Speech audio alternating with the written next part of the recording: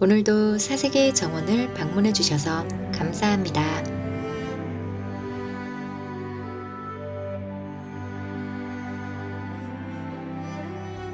오늘 소개해 드릴 책은 사는 게 고통일 때 쇼펜하우어라는 책입니다.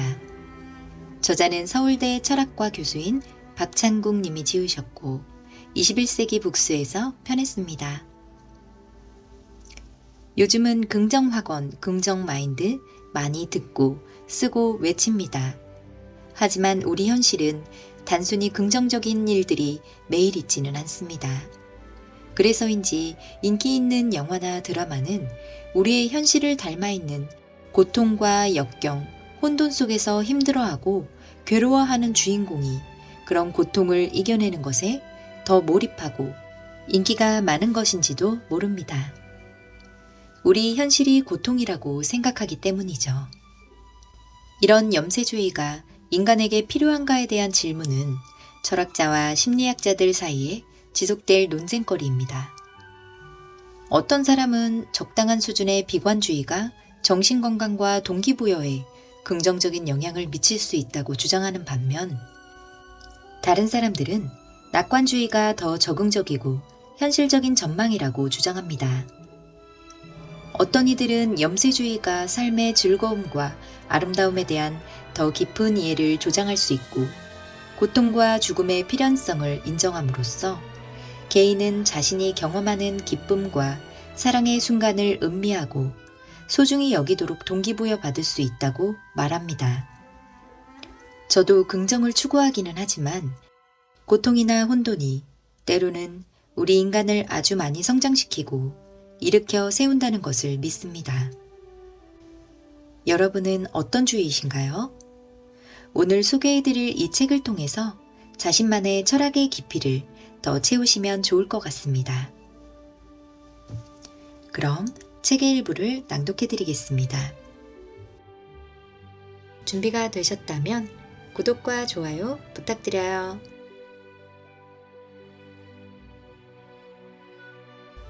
쇼펜하우어가 사는 게 고통이라고 넋두리만 늘어놓았던 것은 아니다. 그렇다면 그는 위대한 철학자로 인정받지 못했을 것이다.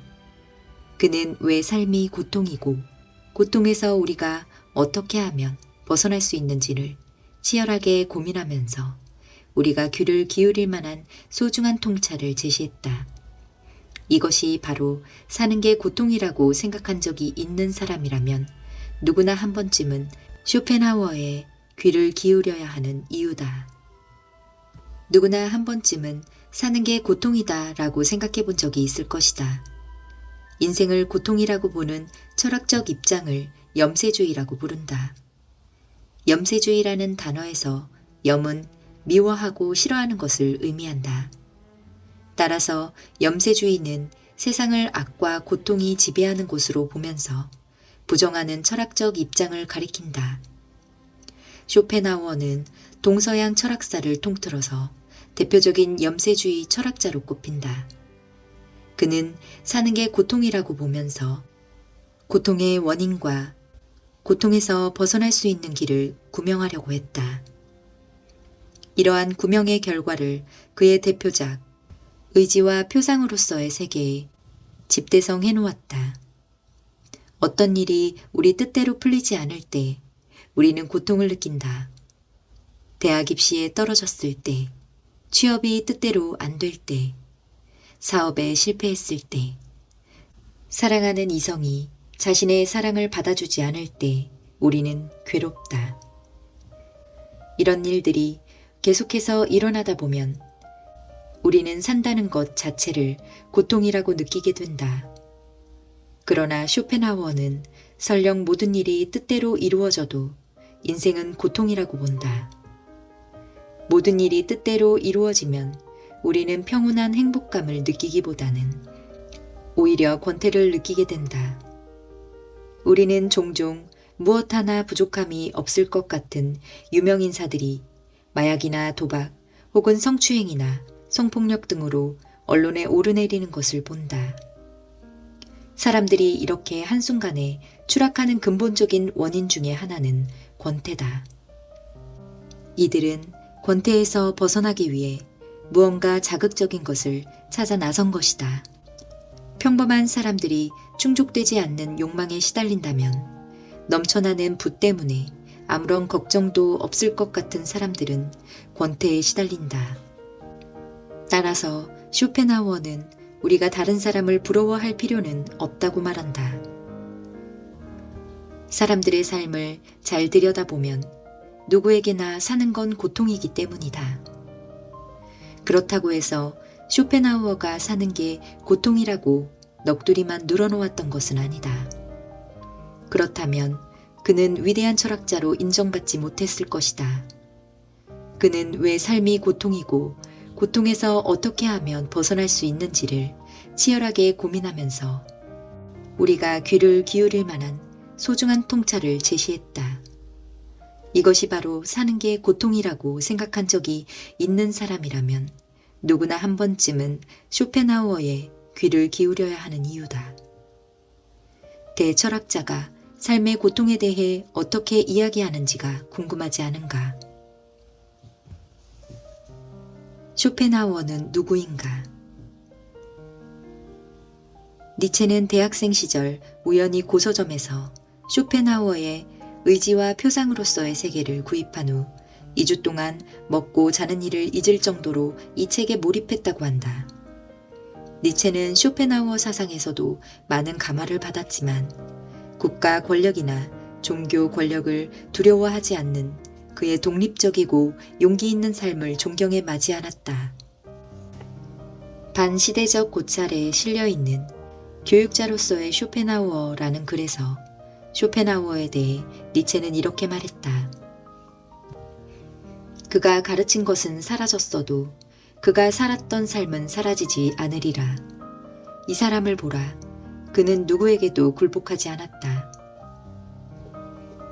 쇼펜하우어는 1788년에 지금은 폴란드 영토지만 당시에는 프로이센의 영토였던 단치히에서 태어났다. 아버지 하인리 프롤리스 쇼펜하우어는 부유한 상인이었고 어머니 요한나 쇼펜하우어는 1810년대 말부터 1830년대 초까지 독일에서 가장 유명한 여류 작가였다. 성격적으로 아버지와 비슷했던 쇼펜하우어는 평생 아버지는 존경했지만 어머니는 싫어했다. 쇼펜하우어는 사치스러운 데다 아버지의 죽음 이후 자유롭게 연애하던 어머니를 싫어했다. 쇼펜하우어는 26세부터 4년 동안 총 4권으로 구성된 의지와 표상으로서의 세계를 저술하는 데 몰두했으며 이 책을 1819년에 발간했다. 쇼펜하우어는 자신의 정체성을 이 책의 저자라는 데서 찾을 정도로 이 책에 대한 자부심이 컸다. 쇼펜하우어가 유명해진 것은 63세라는 늦은 나이에 출간한 소품과 부록이라는 에세이집이 영국의 한 신문에서 주목을 받게 되고 이렇게 명성을 얻으면서 그의 주저인 의지와 표상으로서의 세계도 큰 주목을 받게 되었고 불과 31세의 나이에 출간되었던 이 책은 세계적인 고전의 반열에 오르게 된다. 인생은 고통과 권태를 오락가락하는 시계추다. 아리스토텔레스는 철학이 경의에서부터 시작된다고 말했다. 이때 경의는 세계에 무수한 사물들이 존재하고 모든 것이 끊임없이 변화하고 있음에도 세계에 존재하는 일정한 조화와 질서에 대한 것이었다. 쇼펜하우어 역시 철학은 경의에서부터 시작된다고 말하지만 이때 경의는 세계 안에 존재하는 고통과 악에 대한 것이었다. 사람들은 세상에 고통과 악이 존재한다는 것을 자명하게 생각하지만 철학은 왜 고통과 악이 존재하느냐고 물으면서 고통과 악을 어떻게 극복할 수 있는지를 고민한다. 인간에게는 다양한 욕망이 존재한다. 부자가 되고 싶다는 욕망, 유명해져서 사람들로부터 우러름을 받고 싶다는 욕망, 사랑받고 싶다는 욕망, 자식을 낳고 싶은 욕망, 자녀의 성공을 바라는 욕망, 건강하게 살다가 자는 듯 죽으면 좋겠다는 욕망. 이렇게 다양한 욕망을 충족시키기 위해 온갖 노고를 다하지만 우리는 결코 만족할 줄 모른다. 또 만사가 순조롭게 진행되더라도 한 가지 일이라도 뜻대로 되지 않으면 그것이 아무리 사소하더라도 뇌리에서 떠나지 않는다. 유쾌한 시간일수록 우리가 의식하지 못하는 상태에서 급속도로 사라져버리지만 불행한 시간일수록 우리의 의식을 짓누르면서 느리게 간다. 이는 강물이 어떤 장애물에도 부딪히지 않으면 조용히 흘러가지만 장애물에 부딪히면 격렬한 소용돌이가 이는 것과 매우 유사하다. 이런 의미에서 현명한 사람은 강렬한 쾌락보다는 차라리 고통이 없기를 바란다. 고대 로마의 시인 호라티우스는 이렇게 말한다. 현명한 자는 남들이 부러워하는 화려한 저택을 탐내지 않는다. 소나무가 높으면 더 세차게 바람을 맞고 산이 높으면 벼락을 먼저 맞는다. 탑이 높으면 무너지는 참상도 더 심하다. 인간은 물질이 풍족하면 권태에 시달리고 그렇지 않으면 결핍감에 시달린다. 이런 의미에서 쇼펜하우어는 귀족의 고통은 권태고 민중의 고통은 궁핍이라고 말한다. 권태는 상류층에 가해지는 채찍이고 궁핍은 민중에게 가해지는 채찍이다. 일상의 삶에서는 주말이 권태를 대표하고 나머지 평일은 궁핍을 대표한다. 인생은 고통과 권태 사이에서 오가는 시계추다. 쇼펜하우어가 말하는 행복을 위한 3가지 조건. 쇼펜하우어는 오랫동안 무명 상태에 있던 자신을 유명하게 만든 소품과 부록에 실린 삶의 예지라는 글에서 우리가 어떻게 하면 행복해질 수 있는지에 대해 탐구하고 있다. 아리스토텔레스를 따라서 인생의 행복을 첫째로 사회적 행복, 둘째로 정신적 행복, 셋째로 신체적 행복 등 3가지로 구분한다. 부나 명예는 세상 사람들이 간절히 원하는 것이지만 이것들 없이도 우리는 행복하게 살 수 있다. 소크라테스는 행복한 사람이었지만 시장에 나와 있는 무수한 물건들을 보면서 나에게는 전혀 필요하지도 않은 물건들이 이렇게나 많구나 라고 말한 적이 있다.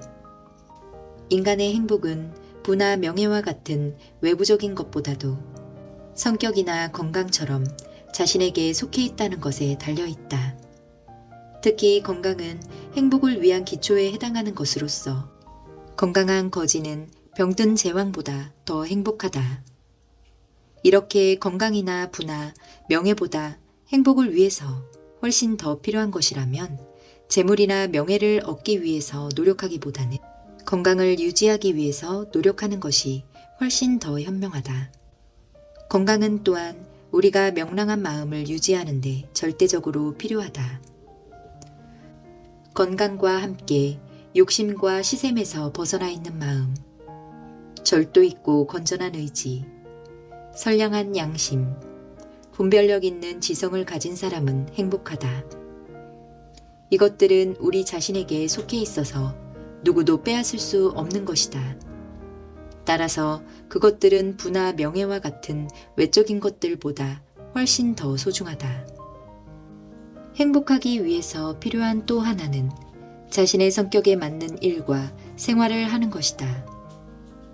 헤라클레스처럼 폭발할 것 같은 엄청난 힘을 가진 자가 집안일이나 섬세함을 요구하는 수공업에 종사하거나 학자의 삶을 살아야 한다면 그는 질식해서 죽어버릴 것이다. 쇼펜하우어는 만물을 우리에게 종속시키고 싶으면 우리 자신을 이성에 종속시키라고 말한다. 성숙한 이성의 소유자는 우리가 다양한 욕망의 노예가 되기 때문에 고통이 생긴다는 사실을 잘 알고 있다. 따라서 그는 자신의 욕망을 제어하고 통제할 수 있다.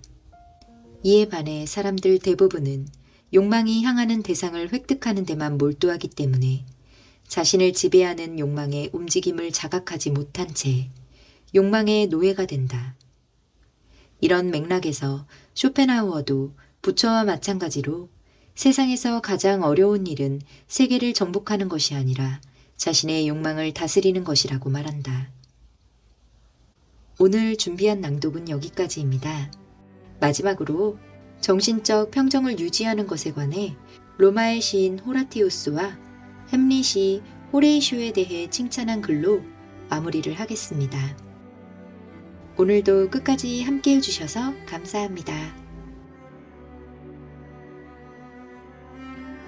괴로운 일이 생겨도 그대의 영혼은 항상 침착할지어다. 행운이 그대를 찾아올지라도 환희에 빠지는 수치스러운 일이 없도록 하라.